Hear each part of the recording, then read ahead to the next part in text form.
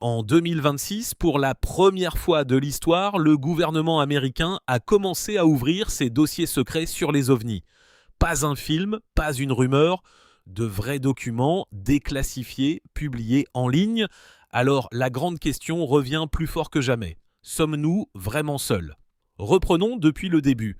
Le 8 mai 2026, l'administration américaine lance un programme appelé Pursu, un site officiel qui publie document par document les archives secrètes sur les phénomènes aériens non identifiés, les fameux UAP. C'est le département de la guerre lui-même qui supervise l'opération et ça avance vite. Le 12 juin 2026, la troisième vague de fichiers tombe, 53 documents, 10 images, 6 vidéos et 3 enregistrements audio et pas n'importe lesquels. Ils viennent de la CIA, du FBI, de la NASA et du Pentagone. Derrière tout ça, il y a une agence créée en 2022, l'AARO, le bureau chargé d'analyser chaque observation militaire. Son nombre de cas vient officiellement de dépasser les 2000. 2000 signalements que l'armée n'a pas su expliquer immédiatement. Et le Congrès en demande encore plus. La loi de défense de 2026 oblige désormais le Pentagone à révéler toutes les interceptions d'UAP depuis 2004, en particulier près des bases militaires d'Amérique du Nord, là où, depuis des mois, des objets et des drones non identifiés sont repérés près de sites sensibles. Tout ça remonte à un moment clé. En 2023, un ancien agent du renseignement, David Grush, affirme sous serment devant le Congrès que les États-Unis détiendraient des engins d'origine non humaine.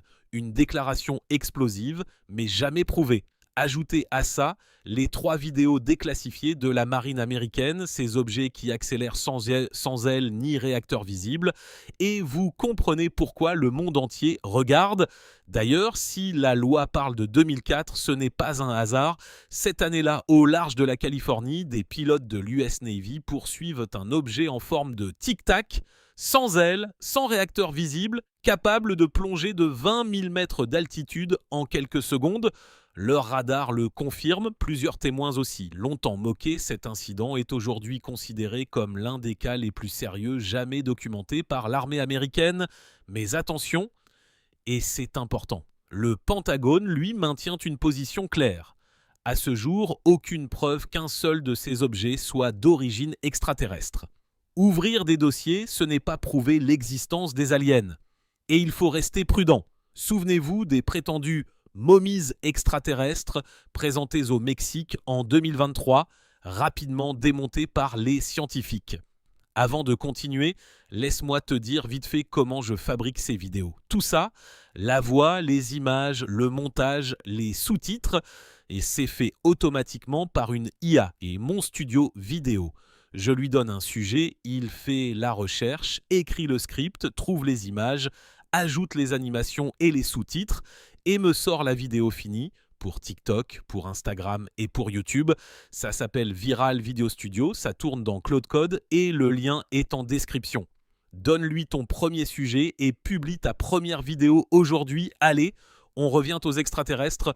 Parce que pendant que les militaires regardent le ciel, les scientifiques, eux, cherchent ailleurs, beaucoup plus loin. Leur méthode est moins spectaculaire, mais bien plus sérieuse. Analyser l'atmosphère des autres planètes. Le meilleur exemple, c'est une exoplanète nommée K2-18b. En avril 2025, une équipe de Cambridge annonce y avoir détecté du sulfure de diméthyle, un gaz qui, sur Terre, n'est produit que par la vie. L'annonce fait le tour du monde. Mais très vite, d'autres équipes, dont la NASA, refont les calculs et concluent que la preuve est insuffisante. Le signal est trop faible pour être certain. La science, elle, ne se précipite pas. Et c'est ça la vraie chasse aux extraterrestres. Des télescopes géants comme James Webb qui décortiquent la lumière des planètes lointaines. Des radiotélescopes qui écoutent n'importe le ciel au cas où un signal arriverait. Et des milliards de planètes, rien que dans notre galaxie, dont beaucoup dans la 2 zones habitables, là où l'eau peut être liquide. Certains chercheurs vont plus loin. L'astronome Avi Loeb de Harvard défend l'idée qu'un objet interstellaire passé près de nous, Oumuamua, pourrait peut-être ne pas être totalement naturel, la plupart de ses collègues n'y croyant pas. Mais son projet, lui, scrute le ciel en permanence, à la recherche de la moindre anomalie. Alors pourquoi maintenant ? Pourquoi 2026 ? Parce que tout converge, des capteurs plus précis, des drones partout, une pression politique pour la transparence et des intelligences artificielles capables d'analyser des milliers d'autos d'observations en quelques secondes. La vérité, c'est qu'on ne sait toujours pas. Personne n'a prouvé que nous avons de la visite, mais une chose est sûre. Jamais le sujet n'a été aussi ouvert, aussi documenté, aussi pris au sérieux qu'aujourd'hui. Le ciel n'a pas fini de nous surprendre. Alors, toi, tu penses qu'on est seul dans l'univers ? Dis-le en commentaire. Et si cette vidéo t'a plu, abonne-toi. La prochaine fois, on plonge dans les dossiers eux-mêmes.